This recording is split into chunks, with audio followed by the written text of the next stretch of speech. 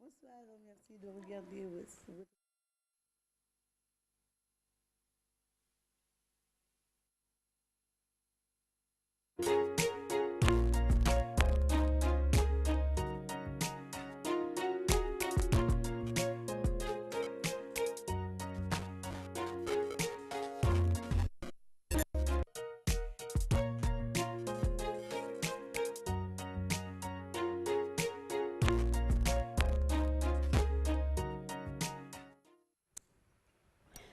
Bonsoir, merci de regarder votre émission Dites-moi tout docteur à travers la première chaîne de télévision nationale. Dites-moi tout docteur est une tribune d'échange, une plateforme du donner et de recevoir sur tous les sujets de santé. Il faut rappeler que le secteur de la santé est transversal et embrasse différents domaines d'activité, notamment le laboratoire, entre autres. Aujourd'hui, le rôle et l'importance des laboratoires nous interpellent tous, car ce domaine crucial définit en partie l'état et le degré de santé de l'homme, l'homme grand H.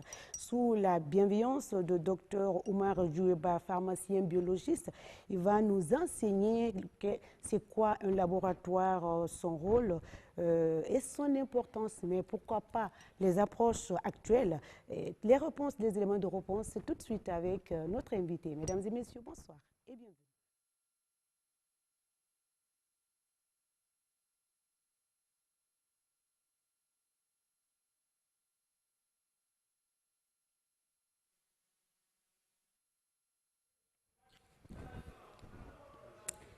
Bonsoir, docteur. Merci d'avoir accepté notre invitation de répondre à nos questions et à celle des téléspectateurs qui sera la deuxième partie de l'émission.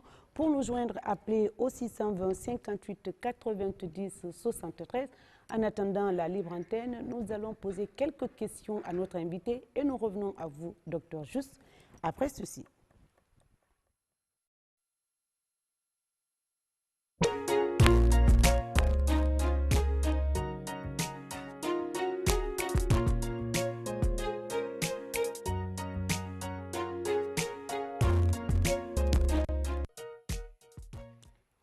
Retour sur le plateau de Dites-moi tout, docteur. 55 minutes pour parler de notre thème du jour, notamment l'importance des laboratoires en Guinée, mais surtout des laboratoires de référence. Docteur Ba, vous êtes biologiste, pharmacien, laborantin. Ben, dites-nous qui est docteur Djoué Oumar Ba. Bonjour madame, merci pour l'invitation. C'est Ba Oumar Djoué, pharmacien spécialiste en biologie médicale. D'accord. Voilà. Directeur du laboratoire Biomar 24 effectivement, et éventuellement chargé de cours dans les universités. D'accord, chargé de cours dans les universités, directeur de... Vous avez dit quoi? Du laboratoire de biologie médicale Biomar 24. Très bien. Vous êtes responsable de ce laboratoire. Depuis quand existe ce laboratoire en Guinée? Ce laboratoire a été inauguré officiellement le 27 janvier 2018, mais bien avant, on avait déjà commencé les activités. D'accord. Et pourquoi attendre jusqu'au 24 pendant que vous étiez déjà sur le terrain? Oui, on était en train d'installer des machines. On n'avait pas fini d'installer toutes les machines qu'on souhaiterait installer. Et en janvier déjà, on s'est rendu compte qu'on avait vraiment le maximum, ou peut-être le minimum, pour gérer quand même l'essentiel des machines, pour pouvoir prendre en charge beaucoup de pathologies chez nous. D'accord. Vous avez parlé de Biomar 24, entendre ce nom, on a l'impression que c'est une représentation de certains labos de la sous-région. Est-ce là, sinon, est-ce qu'il y a un quelconque rapport avec ces labos que nous connaissons déjà? Bon, pas forcément une représentation de ces laboratoires. Ce labo, il est de nationalité guinéenne, s'il faut le dire, même si on a des partenaires à l'étranger. Et autre chose, c'est qu'on est en train de discuter actuellement sur une possibilité de création de réseau de laboratoires de la sous-région. Donc nous avons même reçu quelques responsables de certains laboratoires de la sous-région ici à Conakry. Qui travaillent avec vous? Oui, parfois, il y en a qui viennent. On a des gens qui viennent de la France parfois. Nous restons quelques semaines. D'accord. Voilà. Ok, docteur, aujourd'hui, on va se focaliser sur l'importance des labos. Beaucoup ignorent l'impact d'un labo sur la vie de l'homme. L'homme, quand je dis l'homme, la femme et l'homme du sexe masculin, tous les deux confondus. C'est quoi d'abord un laboratoire, son rôle, son importance? C'est beaucoup de questions à la fois, mais quand même, aidez-nous à comprendre. Voilà, je sais que c'est une question qui peut avoir assez d'éléments de réponse. Allez-y, essayons. Voilà, on va essayer. Donc, le laboratoire, d'abord, c'est un endroit où on prélève et on analyse divers fluides d'origine humaine pour des fins cliniques ou de santé publique. Donc, ça veut dire que dans ce laboratoire, qui est compartimenté, parce qu'il y a des conditions quand même, pour avoir un laboratoire, le bâtiment, il faut avoir différents compartiments. Dans un des compartiments, on fait le prélèvement, dans d'autres, on fait les analyses. Et ces analyses sont faites pourquoi? C'est soit pour la prévention, soit pour le diagnostic ou pour le suivi thérapeutique. Très bien. Donc peut-être c'est un peu trop technique, mais c'est pour éviter certaines maladies ou pour connaître la maladie dont souffre le patient ou la patiente, ou faire le suivi, faire un suivi thérapeutique. Quand on prescrit des médicaments à quelqu'un, on essaie de voir est-ce que le médicament est en train de jouer son rôle, est-ce qu'on doit arrêter le traitement, est-ce qu'on doit modifier la dose, est-ce qu'on doit modifier la façon dont le médicament est en train d'être pris. Donc c'est ça le laboratoire. Et ensuite, après tout, il faut faire ce contrôle. Quand on prend le cas des infections par exemple, après un traitement, on fait un contrôle pour voir si l'infection est toujours là ou bien si elle a disparu. Très bien. On a assez d'autres raisons pour aller au laboratoire. Oui, justement, parce qu'il y a la prévention. Moi, je peux dire que le laboratoire, c'est la vie. Parce qu'aujourd'hui, on voit, il y a des mariages partout, à Conakry et à l'intérieur. Voilà. Donc le laboratoire doit intervenir. Au cours de la grossesse, le laboratoire doit intervenir. Vous avez pas mal de femmes qui meurent. Même après l'accouchement? Même après l'accouchement. D'abord, j'ai dit, avant le mariage, le bilan prénuptial. Quand il y a mariage, il y a grossesse, le suivi biologique de la femme, enceinte. Ensuite, à la naissance, l'enfant qui est né, il doit être vacciné. Il y a des examens qu'on doit faire pour l'enfant. Et l'enfant qui est en train de grandir, s'il tombe malade, on doit l'envoyer à l'hôpital. On ne doit pas se mettre à prescrire ou à faire de l'automédication ou à donner des médicaments à l'enfant sans qu'il n'y ait la preuve. Donc le laboratoire permet de pratiquer la médecine par preuve. Par preuve, identifier les maladies. Oui, être sûr que la maladie existe avant de prescrire. Et d'ailleurs, je reviens parce que pour nous, en Guinée, je pense que les Guinéens connaissent mieux l'importance du laboratoire avec ce que nous avons vécu à peine quelques années autour d'Ebola, la maladie à virus Ebola. Vous savez qu'il a fallu que l'échantillon soit expédié pour qu'on... Docteur, ne nous rappelez pas cette... Non, il faut qu'on rappelle parce que ça nous éviterait qu'il y ait d'autres. Voilà. C'est vrai. Voilà. Docteur, avant de parler en long et en large sur l'importance des labos, nous allons regarder ensemble un reportage de notre confrère Marouf Bad de la rédaction politique du journal télévisé.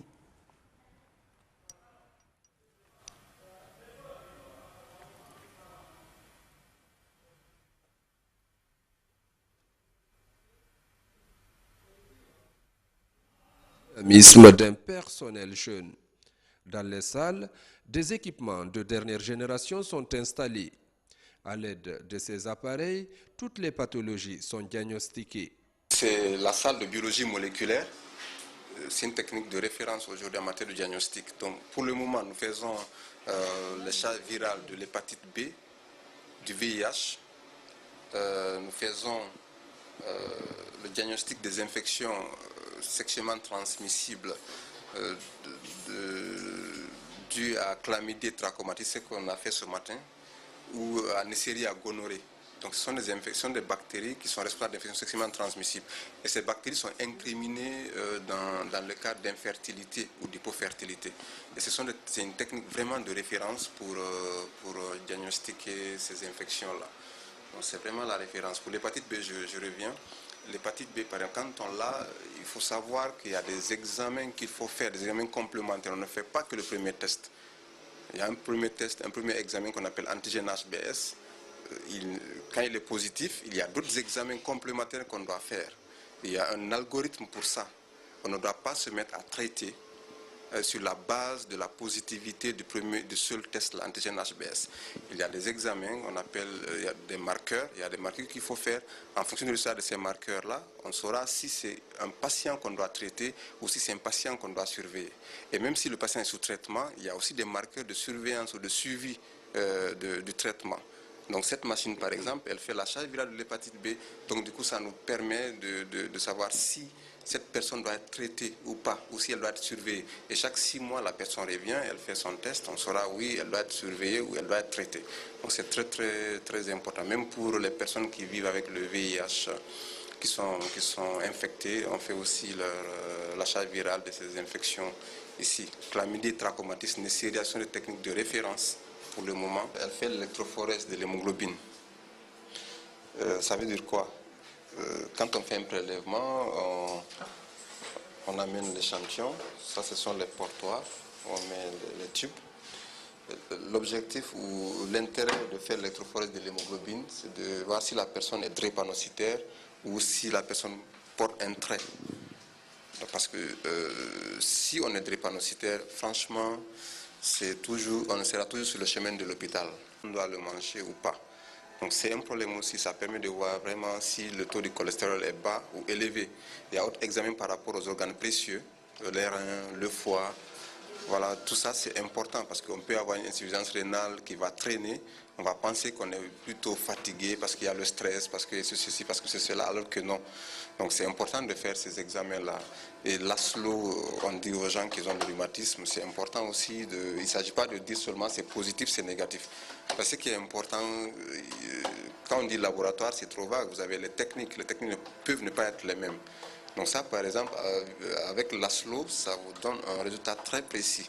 Ça montre le taux. Donc c'est ou bien les facteurs rhumatoïdes, la CRP, quand il y a un processus inflammatoire. C'est une machine qui fait beaucoup d'examens.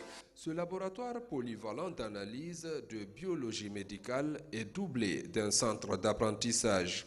Avec la collaboration de plusieurs hôpitaux de la place, le laboratoire Biomar 24 arrive aujourd'hui à poser le diagnostic des échantillons qui étaient envoyés à l'étranger pour des fins d'analyse. Qu'aujourd'hui, il ne peut pas y avoir une bonne médecine sans un bon diagnostic. Le diagnostic, c'est aussi celui de la biologie. Autant dire que l'on peut suspecter une pathologie, mais cette suspicion ne peut être confirmée que par la biologie. Donc il est important aujourd'hui que nos populations sachent qu'ils ont des services à leur disposition, tels que ces laboratoires, Biomar, qui pourraient aider de beaucoup les médecins à confirmer ou à infirmer les suspicions. Ça, c'est un aspect qui est important. L'autre aspect du problème, il faut que le Guinéen comprenne que beaucoup de services peuvent leur être rendus dans ce pays, parce que de plus en plus, avec la nouvelle politique sanitaire, des laboratoires sont en train de mettre en place tout ce qu'il y a comme panoplie d'analyse pour leur permettre de ne plus penser à aller à Dakar, au Maroc ou dans n'importe quel autre pays. Même si ce n'est pas officiel, mais nous recevons des patients venant des structures publiques. Nous recevons des patients venant des structures privées, des structures publiques. On a des patients même venant d'ailleurs. Il y a une collaboration entre les médecins et nous, certains médecins, les prescripteurs. Bon, on en a par dizaines. Hein. On en a par dizaines. Vous savez, un seul patient peut venir avec un seul paramètre, comme un patient peut venir avec 20 paramètres. Voilà, donc 20 examens. Parce que quand on dit examen de sang, c'est trop vague. C'est comme le sang, c'est comme la sauce. Vous avez les tomates dedans, vous avez le piment, vous avez les oignons, vous avez tout. Donc quand on dit examen de sang, c'est vague. Dans l'examen de sang, un examen de sang, vous pouvez avoir plusieurs paramètres, des examens liés à plusieurs maladies. Il y a une spécificité entre examen et puis maladie. Avec une dizaine d'appareils, le laboratoire Biomar 24 s'active tous les jours à satisfaire sa clientèle. Grâce à sa performance et le niveau de qualification de son personnel, le labo Biomar 24 travaille en réseau avec un laboratoire français.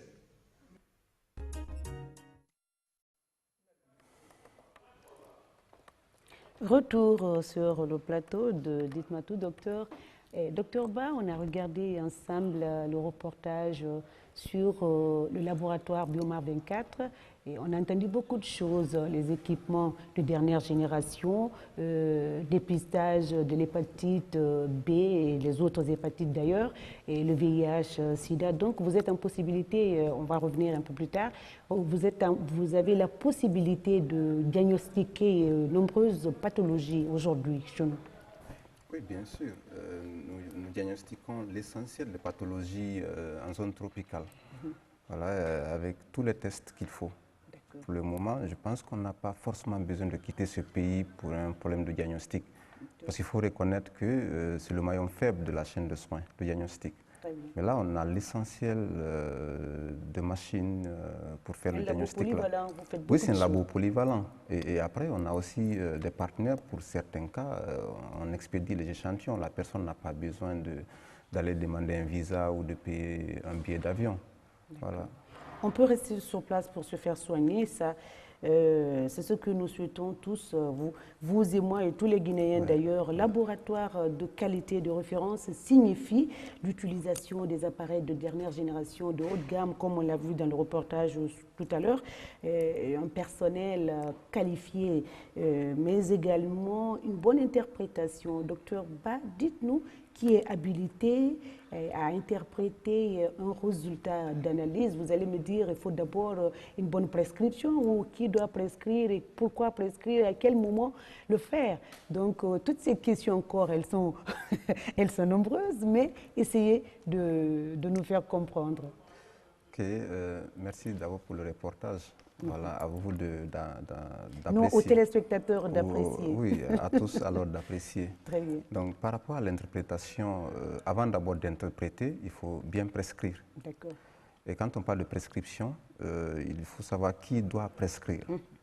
Et qu'est-ce que la personne doit prescrire. Et comment prescrire. Et pourquoi prescrire. Et pourquoi prescrire. Alors, donc, vous avez assez de questions. Parce que le labo, il ne s'agit pas aussi d'avoir seulement les équipements. Il faut avoir vraiment un personnel qualifié qui sait ce qu'il doit faire, ce qu'il a à faire.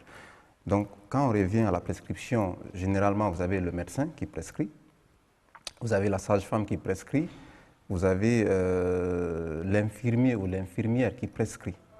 Donc, chacun dans son domaine. Oui, dans son domaine, et c'est par niveau de prescription. Vous avez des examens qui ne sont prescrits que par des spécialistes.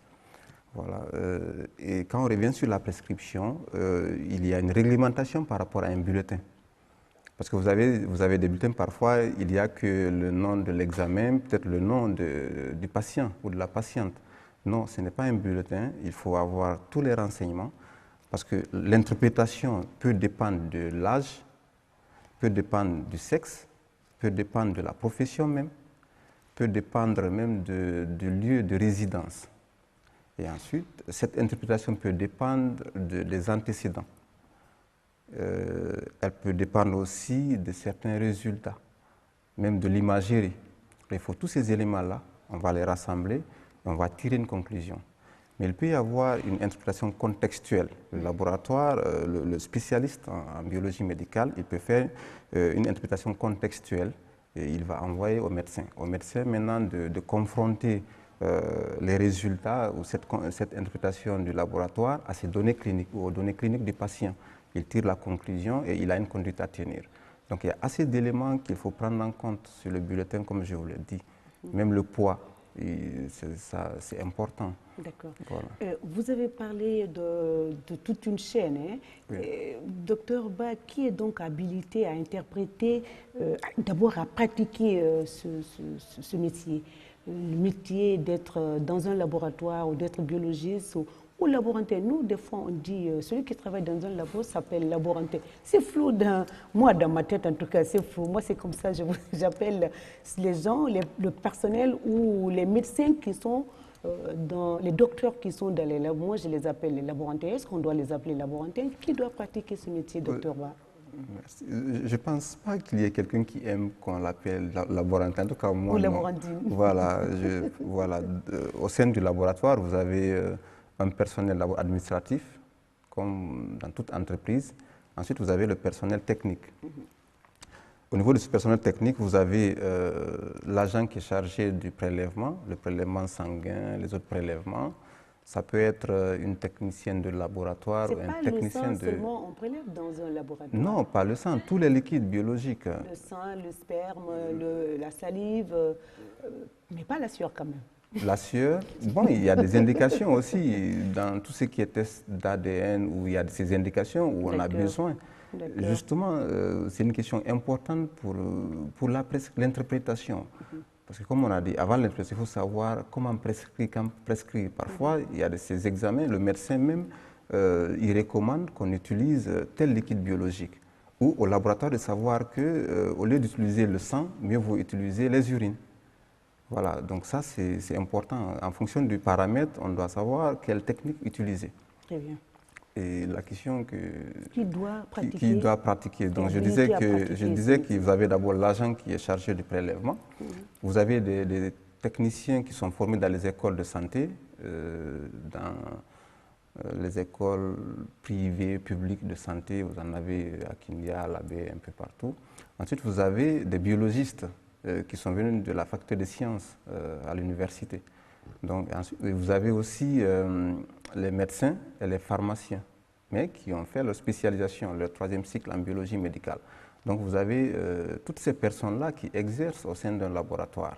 Et chacune de ces personnes-là a son rôle à jouer. Voilà. Chacune de ces personnes a son rôle à jouer. Docteur Ba, on parle de qualification des personnes en ressources humaines dans un laboratoire. Et vous utilisez la main-d'œuvre locale, n'est-ce pas? Dites-nous comment s'effectuent les critères d'embauche dans votre labo. Bon, le labo, il est ouvert à tout le monde. Il suffit juste que la personne soit compétente, qualifiée, compétente. Alors, comment est-ce que vous définissez cette personne qui est compétente, non, par la exemple, personne qui a qui le vient profil, voilà, oui, la personne qui a un profil. Si on a besoin d'un technicien, par exemple, quelqu'un qui a fait une école de technicien de laboratoire, mais la personne, elle peut venir, on peut l'employer, c'est clair. Et vous avez parlé de main-d'œuvre locale. C'est vrai qu'on a la main-d'œuvre locale, mais on a aussi l'appui de certains experts qui viennent rester avec nous pendant un bon moment. Mais sinon, le labo, il est ouvert, pourvu juste que la personne soit un technicien de laboratoire, une technicienne de laboratoire. Pas seulement celui qui est sorti de Oui, quelqu'un qui est sorti de l'université, qui a les compétences. Qui a acquis une formation en sémiologie, en anatomie, en technique de laboratoire, mais on peut travailler avec la personne. Qui est sorti dans une... La faculté des sciences, par exemple, vous avez... Dans un centre de formation, dans un institut, par exemple. Oui, institut, pourvu juste que ça colle à la biologie. Très bien. Alors, docteur, aujourd'hui, je disais qu'on allait se focaliser sur l'importance. Alors, on va prendre un exemple concret. C'est sur les examens prénuptiaux. Beaucoup négligent ou ignorent cet examen et ça rattrape nombreux couples. Qu'est-ce que vous en dites? Ça, je pense que ça peut être une émission à part entière parce que vous avez assez de cas aujourd'hui où on néglige. Comme vous l'avez dit, on néglige, on préfère aller négocier, avoir un petit certificat qu'on montre à l'agent de l'état civil pour que le mariage soit vite célébré. Voilà, vite célébré. Mais après, ça va rattraper. Il faut savoir que ces certificats sont des cadeaux empoisonnés. Le bilan prénuptial, il est important parce qu'il permet de prévenir les maladies qui pourraient se transmettre aux futurs parents, mais aussi à leur descendance. Et c'est très important. Sans compter le cas de la reproduction aujourd'hui. Quand on parle du spermogramme, c'est un examen qui ne fait pas partie du bilan prénuptial officiellement. Mais c'est important parce qu'il y en a qui se marient, c'est pour faire des enfants, d'autres non. Mais c'est important. C'est important. On se marie pour faire des enfants. Oui, généralement. Peut-être en Occident, en Europe, non. Mais en Afrique, on se marie pour faire des enfants. Oui, il y en a qui se marient. Vous avez quelqu'un de 50 ans qui se marie à une dame de 70, une dame de 60 ans ou 65 ans. Voilà. De toute façon, c'est important de faire parce que vous savez, dans ce cas aussi, dans l'infertilité du couple, il y a le déni de l'infertilité masculine. C'est-à-dire qu'on considère que c'est seulement la femme qui a un problème ou qui est responsable, alors que non.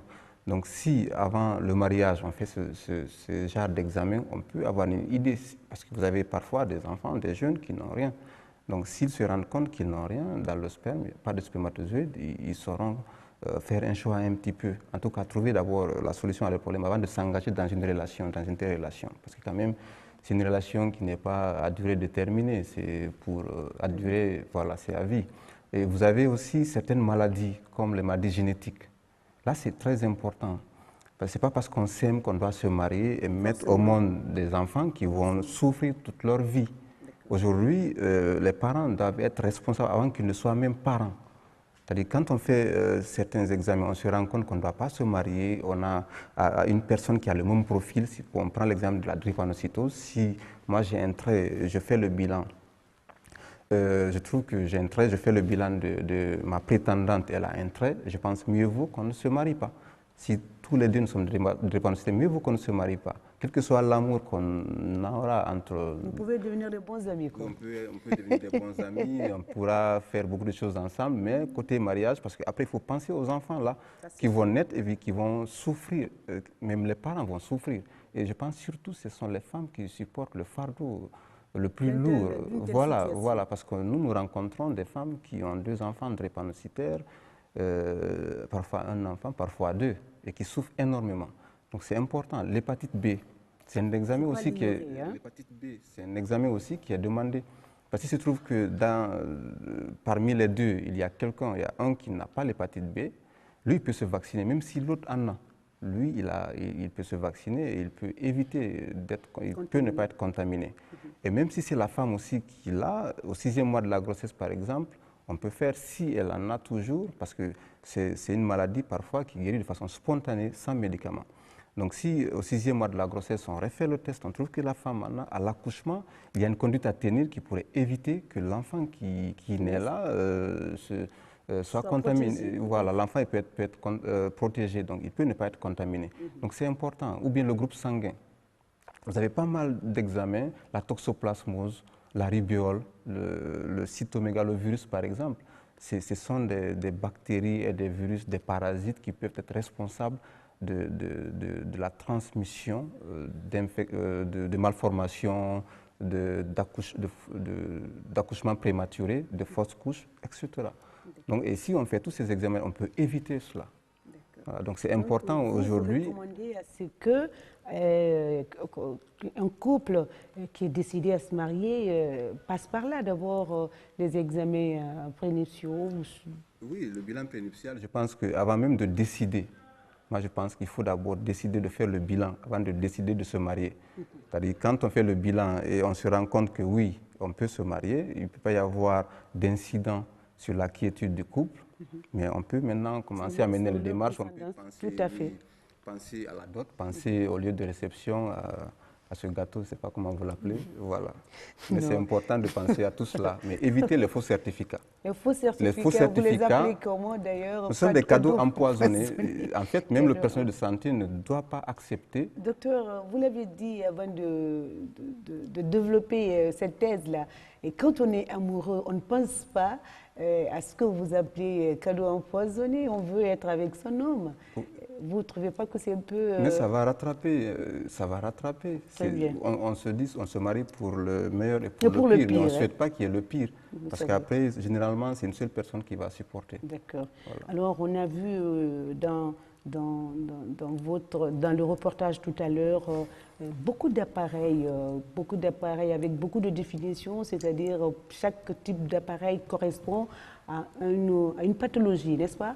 Et, docteur, aujourd'hui, rappelez-nous quelles sont les maladies que vous diagnostiquez chez vous. Bon, on ne peut pas citer toutes les maladies, mais l'essentiel des maladies que nous avons ici chez nous, en zone tropicale, je pense qu'on diagnostique... c'est juste... On a l'hépatite B, on a l'hépatite B. Je reviens vraiment sur l'hépatite B parce que c'est une maladie qui est 100 fois plus contagieuse que l'HIV. Donc elle est vraiment contagieuse. Donc vous avez cette hépatite B et il n'est pas dit aussi, comme je l'ai dit lors du reportage, que dès qu'on fait le test, on se rend compte que la personne est porteuse du virus, que la personne doit être traitée. Il y a des examens complémentaires. En fonction du résultat de ces examens-là, on saura s'il y a lieu de traiter ou de surveiller. Et pour quelqu'un aussi qui veut se vacciner, nous sommes là, on ne doit pas se lever pour aller directement dire non, vaccinez-moi contre l'infection au virus de l'hépatite B. Il y a des examens à faire.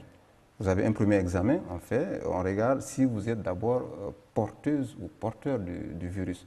Si vous ne portez pas le virus, vous avez un examen, un paramètre qui permet de savoir si vous avez été en contact du virus à un moment donné de votre vie. Il y a le troisième qui permet de savoir si vous êtes immunisé, en fait, si vous êtes protégé. Donc, il faut avoir ces 3 examens pour décider de la suite à donner. Est-ce que c'est une dose de vaccin ou bien les 3 doses? Et après, il y a un suivi. Parce qu'il ne faut pas seulement se vacciner et penser qu'on est protégé. On peut se vacciner, voilà, que le vaccin... ne réponde pas favorablement. Voilà, donc, il y a un examen, justement. Et là c'est un peu plus grave parce que la personne va se dire, bon, moi je suis protégé, je n'ai pas de problème, pas d'inquiétude. Non, on peut avoir cette idée d'être protégé alors qu'on ne l'est pas. Donc il faut aller faire cet examen-là, être sûr que oui, le vaccin que j'ai pris a joué son rôle dans mon organisme et l'organisme a répondu favorablement. Dans ce cas, docteur, est-ce qu'on peut se lever un beau matin pour dire que je vais à l'hôpital pour faire un check-up, par exemple, pour savoir si je suis malade, juste faire un bilan global? Oui, c'est ce que nous recommandons d'ailleurs. Ce n'est pas bon d'attendre qu'on tombe malade. Vous connaissez des symptômes? Ou qu'on ait, oui, des symptômes, parce que dès que ça ne va pas au sein de l'organisme a son langage. Vous avez la fièvre là, vous avez des maux de tête, des maux de ventre, une fatigue parfois. Et souvent, c'est pour aller, pour aller prendre du paracétamol ou acheter, c'est pas de l'amoxicilline quelque part. Je pense qu'il faut aller à l'hôpital. Mais bien avant qu'on ait ces symptômes-là, il faut aller. Pour le bilan de santé, je le répète, les véhicules sont mieux entretenus que le propriétaire. Donc on ne fait jamais de bilan, on consomme tout ce qu'on gagne. On ne cherche pas à savoir si on doit limiter la consommation de tel ou tel autre aliment. Parce que dans ces aliments-là, vous avez des éléments. Et l'organisme a besoin de ces éléments-là. Donc c'est important de faire le bilan de santé, connaître un peu l'état Mais il faut toujours passer par un médecin, un généraliste? Non, le bilan de santé, si on veut faire un bilan de santé, on peut aller au laboratoire. D'accord. En fonction des questions qu'on posera à la personne, on pourra choisir les paramètres. D'accord. Et après, quand on aura les résultats, on saura s'il y a des anomalies, on pourra orienter la personne vers un spécialiste. Si par exemple c'est au niveau rénal qu'il y a des anomalies, on oriente la personne vers un service de néphrologie. Si c'est au niveau, supposons qu'il y a un taux de cholestérol élevé, la personne nous dit qu'elle est hypertendue, on peut l'orienter vers le service de cardio. Le diabète, etc. Voilà, le PSA, aujourd'hui la prostate, on n'en fait pas. Et alors que les hommes, à partir de 50 ans, ils doivent faire vraiment leur taux de PSA, avoir leur urologue qui doit veiller sur ça. Chez nous, les Noirs d'ailleurs, c'est bien avant 50 ans. Chez quelqu'un qui a des antécédents, qui a son papa ou son oncle paternel qui a eu un cancer de la prostate, lui, à partir de 35-40 ans, il doit commencer à... Très tôt. Voilà. Très bien. Docteur, je disais tout à l'heure à l'entame de cette émission, Dites-moi tout, docteur est une tribune, une plateforme, mais aussi on invite la population moyenne, quand je dis moyenne, la population diminue qui n'a pas assez de moyens, de profiter de ces journées internationales. Est-ce que votre laboratoire évolue dans ce sens et lors de ces journées pour inviter ou faire une porte ouverte pour la population afin qu'il ait accès à ces analyses de qualité à moindre coût ou gratuitement? Ouais. Pour le moment, nous avons essayé d'apporter quelque chose à ce pays en faisant venir des machines qui sont fonctionnelles sur le territoire européen. C'est déjà pas mal, c'est beaucoup pour nous.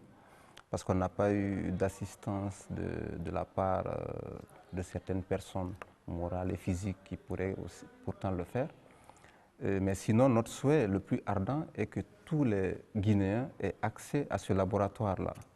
Nous avons essayé de contacter certains organismes, des programmes, pour voir comment aller vers la communauté, faire des dépistages. On a même ce projet, ou ces projets. Aller vers des communautés à l'intérieur du pays, ici à Conakry, pousser les gens à faire ce dépistage par rapport à l'hépatite B, par exemple, par rapport à l'hépatite C, par rapport même au cancer, par rapport à la parasitose. Parce qu'aujourd'hui, vous avez des gens qui vous disent à tout moment, moi, chaque 3 mois, je me déparasite. Je ne comprends pas. C'est pas normal, vous pensez? À mon avis, même le fou je m'excuse, même le fou qui est dans la rue ne peut pas se parasiter tous les 3 mois. Donc, il faut éviter d'aller acheter les médicaments dans les pharmacies. Il faut éviter l'automédication. Il faut être sûr de la présence de la pathologie avant de prendre le médicament.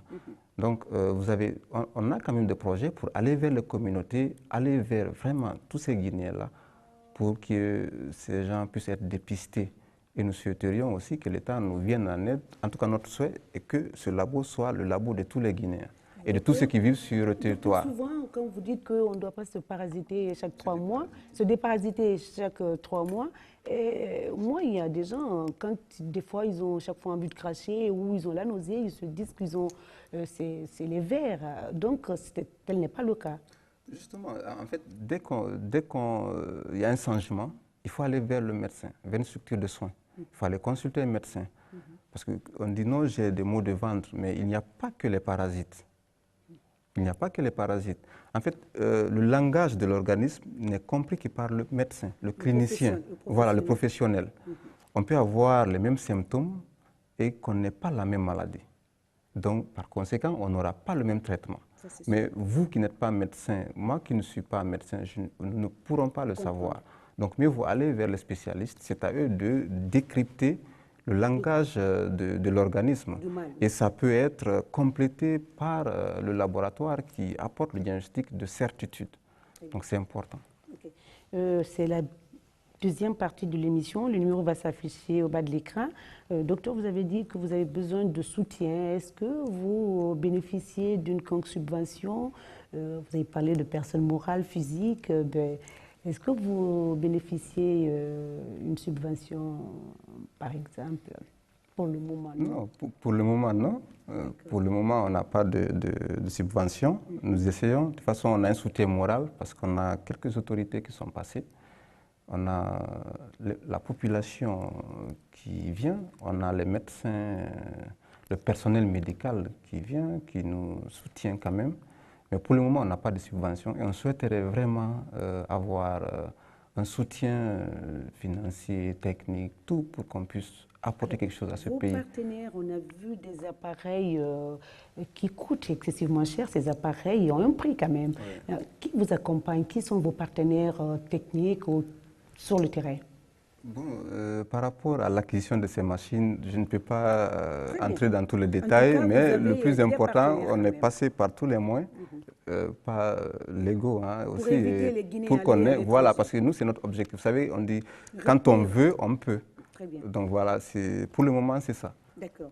Avant les consignes, conseils, recommandations, on va prendre peut-être nos appels, et puis les téléspectateurs vont vous poser des questions, ça c'est sûr. Allô? Allô? Oui, bonsoir. Comment vous vous appelez? D'où vous nous appelez? Parlez un peu plus fort, madame. Madame, comment? Camara depuis Colère. D'accord. Nous vous écoutons, madame Camara. En fait, j'ai suivi avec intérêt l'intervention du pharmacien biologiste, M. Ba. Mais mon souci, quand il a dit qu'il ne faut pas se déparasiter chaque 3 mois, et moi je pense que quand on connaît son parasite, chaque 3 mois on peut prendre des produits, et puis, parce qu'il y a les mêmes symptômes qui se manifestent, que d'aller à l'hôpital à chaque fois. Et mais s'il ne faut pas le faire chaque 3 mois, on peut le faire. Après 6 mois, ou bien une fois dans l'année, on ne peut pas aller chaque fois. Et puis surtout que nous sommes des mères de famille. Il faut savoir avec les enfants, les bonbons, les machins qu'ils mangent, les poissons, les grains. Et c'est pas évident, quoi. Chaque fois, il faut apporter, mais quand est-ce qu'il faut le faire? Je vous remercie. Docteur, est-ce que vous avez compris? Elle pense qu'avec les enfants, il faut penser à cela. Je vais vous dire, ces parasitoses-là sont liées à un manque d'hygiène. C'est clair. L'eau souillée, les aliments non protégés, c'est vrai, viande qui est exposée à l'air libre. Je vous dis, ici, on a fait une étude où on a reçu des échantillons. Il y a de ces quartiers, par exemple, vous avez du mal à retrouver un œuf de parasite dans les selles des habitants de ce quartier-là. Vous avez notre quartier ou certains patients qui viennent de l'intérieur du pays, dans des zones bien connues là, quand ces gens viennent, vous pouvez trouver deux parasites différents dans les selles. Et vous vous rendez compte, oui, que soit ils n'ont pas de point d'eau, d'eau potable, soit ce sont des personnes qui marchent pieds nus, des cultivateurs. Voilà, il y a tout cela. Mais pour elles, je voudrais qu'elles comprennent d'abord que le médicament, c'est un poison. Ça, c'est sûr. C'est un poison. Tous les médicaments ont leurs effets indésirables, les effets secondaires. Donc, ce n'est pas la peine, à mon avis, d'intoxiquer les enfants. Surtout les enfants qui ont un organisme qui est encore immature. Donc, si vous sentez que l'enfant développe, soit l'enfant a de la fièvre ou a des maux de ventre, envoyez-le vers son pédiatre. C'est encore mieux. Le pédiatre est mieux placé pour prescrire. Parce qu'il n'y a pas que les parasites aussi dans l'alimentation. Vous avez parfois des bactéries. Il y a une toxi-infection alimentaire. Vous avez des enfants qui consomment quelque chose à l'école et après, ce sont des maux de ventre. On peut penser à une parasite alors que non, c'est une toxi-infection alimentaire. Ce sont plutôt des bactéries qui pourraient être responsables, mais pas du tout des parasites. Donc vous allez donner une tonne d'antiparasitaires, ça n'aura aucun effet sur... voilà. Ça peut créer exactement, ça va. En fait, je veux bien que les gens comprennent que quand on parle de médicaments, il faut se dire que c'est comme une balle. Donc le chasseur qui est là, il tire, il vise un gibier, s'il rate, mais la balle ne va pas revenir pour dire, bon, écoute, j'ai raté le gibier, donc je reviens. Mais la balle va cogner, va détruire quelque part. Voilà. Alors, elle a dit tout à l'heure, les enfants, la sucrerie, les boissons, c'est aux parents de limiter la consommation de ces sucreries et les bonbons aux enfants. À chaque fois que l'enfant a besoin de telle chose, c'est à la maman de dire non, aujourd'hui tu en as pris, on attend. C'est comme ça. Même les adultes, en fait, la consommation, le régime doit être calculé. Si on regarde avec les boîtes de lait, vous avez, les ingrédients sont là. Tel élément, 30 grammes, etc. Tout est là, ça doit être calculé.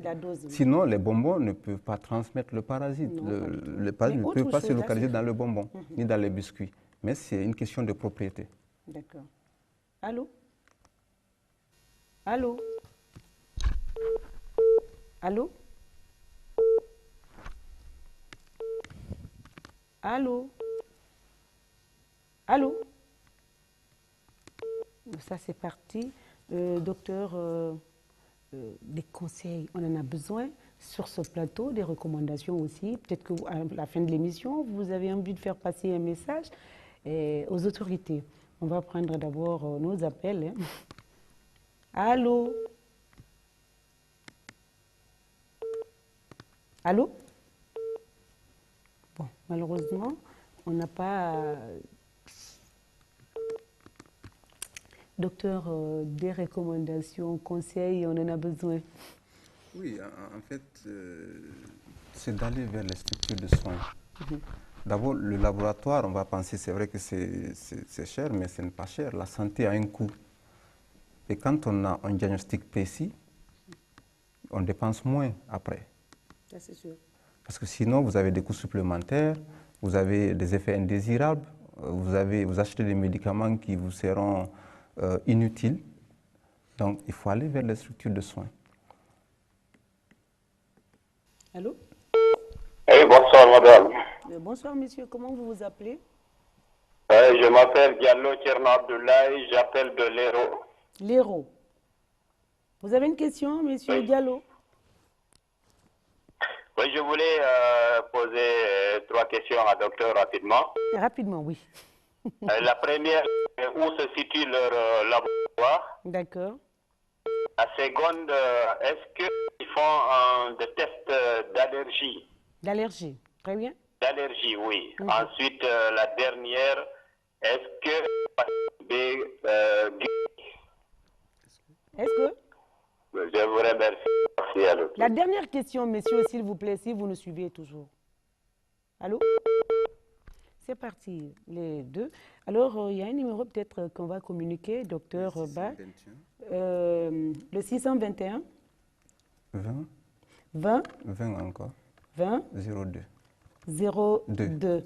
Le 621 20 20 02. Alors, peut-être que ça va s'afficher. Non, après l'émission, vous allez l'appeler, vous allez appeler le médecin après le plateau. Les téléphones sont fermés. On va prendre encore cet autre appel. Allô? Allô? Allô? Oui, bonsoir, messieurs ou madame? Oui, bonsoir, comment allez-vous? Très bien, comment vous vous appelez? Moi, Vous je m'appelle Omar. Vous nous appelez d'où? Du quartier Cameroun. Cameroun. Nous vous écoutons, messieurs. Moi, je suis beaucoup le pharmacien pour la du débat. Oui. Et tout en vous remerciant aussi pour l'émission. Merci beaucoup. Moi, je voudrais savoir pourquoi dans la plupart des cas, lorsqu'on fait des examens en parasitologie, Les examens, oui, parasitologie, oui, allez-y. Le résultat nous donne un kilostome. Un kilostome, oui. Merci. Merci, messieurs. Alors. Voilà. Pour le premier, là, qui posait par notre laboratoire, Biomar 24, est situé à la Minière, derrière la source, le complexe scolaire La Source, oui, juste derrière. Il a posé une question par rapport aux allergies. Donc, nous avons la machine, mais bon, la demande est extrêmement rare, donc on n'a pas continué à faire venir les réactifs parce que vous faites venir un kit de réactifs de 60 tests par exemple, vous ne faites que 2. Après quelques mois, vous perdez le réactif. Donc du coup, si la demande est rare, vous évitez de vous lancer dans des textes qui vont vous ruiner après. Et autre question est-ce que vous, maintenant, vous le recommandez comme vous n'avez pas Non, il y a d'autres examens. Il y a d'autres examens. Il peut venir. On a l'hémogramme, par exemple. S'il y a une allergie, généralement, il y a des répercussions. L'hémogramme, d'ailleurs, c'est un examen qui est considéré comme étant le miroir du sang. Même si on doit vous faire une glycémie, c'est important qu'on vous fasse correctement un hémogramme. Donc là, c'est important. Pour le monsieur du Cameroun qui... Allô? Allô? Allô? Alors, on va répondre à la question rapidement. Oui, pour le monsieur du Cameroun qui parlait de l'ankylostome, je ne sais pas comment l'examen se fait, mais sinon, les œufs d'ankylostome sont visibles au microscope. S'il fait un examen, on trouve qu'il y a des œufs d'ankylostome, on lui prescrit un médicament, mais après, c'est fini. Pour lui, je pense qu'il n'a qu'à aller dans un autre laboratoire, voilà, il change de laboratoire, où il prélève, il essaie d'avoir 2 ou 3 échantillons, il envoie à 3 laboratoires différents.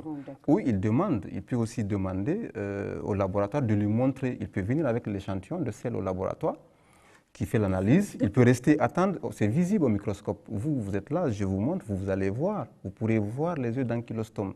Ce n'est pas... Docteur, c'est que moi j'ai remarqué, par exemple, quand on demande les examens de sel chez nous, on utilise les petits cartons d'allumettes. Ailleurs, ce n'est pas recommandé. En Guinée, les gens ont l'habitude de mettre les sels dans des boîtes d'allumettes.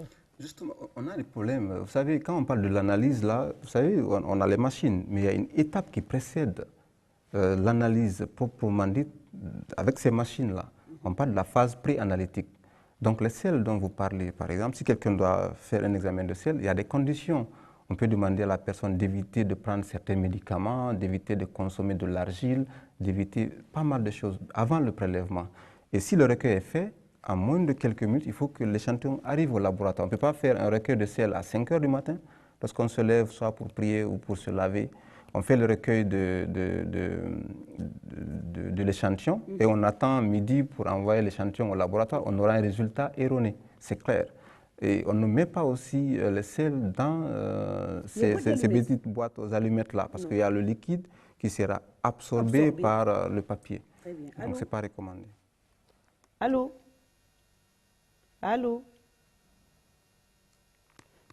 Bon, c'est ce que moi, je voulais aussi remarquer ça.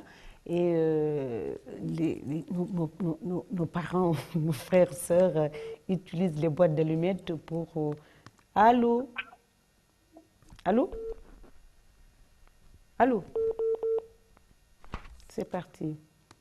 Docteur, quelques recommandations. On continue dans ce sens. On évite les Guinéens à avoir des conduites à tenir. Franchement, oui. Des conduites à tenir, c'est important. Oui, il faut. C'est-à-dire la santé, elle n'a pas de prix, même si elle a un coût. C'est la propriété, c'est l'alimentation. Il faut la prévention. C'est-à-dire qu'on a assez de personnes aujourd'hui, c'est clair, on a assez de Guinéens, de Guinéennes qui meurent de mort évitable. C'est clair et net. Qu'est-ce que vous appelez mort évitable? Mort évitable, quelqu'un qui meurt alors qu'il ne devait pas mourir. Pas que écoutez, on est croyant, mais je dis heureusement on est fataliste. Quelqu'un aujourd'hui, je vous dis, l'hépatite B par exemple. C'est pas de la philosophie, c'est pas trop scientifique ça. Si, parce que quelqu'un qui meurt de l'hépatite B, pendant que nous avons les vaccins, vous pensez que les gens meurent autant aux États-Unis qu'en Guinée par rapport à l'hépatite B ou en Europe? Mais il paraît que le taux est très élevé quand même en Guinée. Oui, parce que là-bas, les gens, ils ont mis des mesures là, de prévention. Il suffit juste qu'on fasse un dépistage et puis qu'on vaccine les gens qui n'en ont pas, qu'on suive bien les femmes, parce que les femmes constituent en quelque sorte... Surtout les femmes en grossesse, on les recommande. Oui, des réserves, parce que lors de l'accouchement, elles transmettent à l'enfant. Oui. Si ce n'est pas diagnostiqué, s'il n'y a pas de conduite à tenir au moment de l'accouchement. Donc, ce sont des réserves par rapport à cette infection-là. Donc, aujourd'hui, pour moi, maintenant, quelqu'un qui meurt de l'hépatite B, franchement, à mon avis, il devait vivre encore. Et il n'y a pas que l'hépatite B. N'oubliez pas qu'on a des personnes qui sont diagnostiquées par rapport au diabète. Il y a l'hémoglobine glyquée. On a des amis, des patients qui viennent, parfois, ils sont à 13%, ce qui ne doit pas dépasser 6%. Donc les gens ne font pas de contrôle, le cholestérol. Rapidement, on n'a plus de temps, docteur, un message. Message, c'est que... Si vous avez envie de faire passer un message... Non, c'est de dire que je voudrais que tous les Guinéens comprennent que ce laboratoire leur appartient. Aujourd'hui, nous sommes là pour vous, nous sommes là pour tout le monde. Nous voudrions que les Guinéens s'approprient de ce laboratoire. On a des expatriés qui viennent, on a des médecins qui nous recommandent à partir de l'extérieur des Guinéens. On a assez de patients aujourd'hui qui peuvent témoigner. Nous souhaiterions aujourd'hui que tous les Guinéens aient accès. Ceux qui ont les moyens qu'ils viennent, ceux qui n'ont pas les moyens, qu'on essaie de définir les moyens pour que les stratégies, pour que les autres qui n'ont pas les moyens puissent venir. On souhaiterait qu'il y ait une couverture médicale universelle. Aujourd'hui, on est prêt à vous recevoir. Hein. Même le président peut venir faire son bilan, tout le monde. Les candidats aux élections peuvent venir faire leur bilan chez nous. Très bien. Docteur Ba, je rappelle que, chers téléspectateurs, nous étions avec docteur Oumar Djoueba, pharmacien biologiste, directeur de laboratoire Biomar 24, qui était notre invité de ce dimanche. Alors, on a parlé en long et en large, mais il y a beaucoup de questions qui sont restées en suspens, et comme l'infertilité masculine, c'est un sujet qui doit revenir sur ce plateau. Les hommes nous accusent, c'est pas normal. Alors, docteur, c'est la fin de cette émission, mais avant, il faut quand même... se féliciter l'implantation, la mise en place des labos de référence dans le pays. Ça facilite le traitement et ça aide le patient car sans un bon diagnostic, une bonne prescription, une bonne interprétation, aucun maladie, aucun traitement n'est possible. Il faut également rassurer nos compatriotes, les éviter également des sorties fantaisistes à l'étranger sous prétexte que c'est là-bas qu'on peut se soigner. Et on souscrit ça en faux. Et nous avons tous chez nous, ou presque, il faut tout simplement s'en réjouir et quand même valoriser nos atouts et nos compétences. C'est sur ces mots que nous vous disons au revoir, chers téléspectateurs. Merci à tous de l'avoir suivi, cette émission Dites-moi tout, docteur. Et merci à l'équipe du dimanche qui me coach, qui réalise, qui concocte cette émission. On se retrouve la semaine prochaine. Mais d'ici là, prenez soin de vous et gardez le sourire, quoi qu'il arrive. Merci et à dimanche.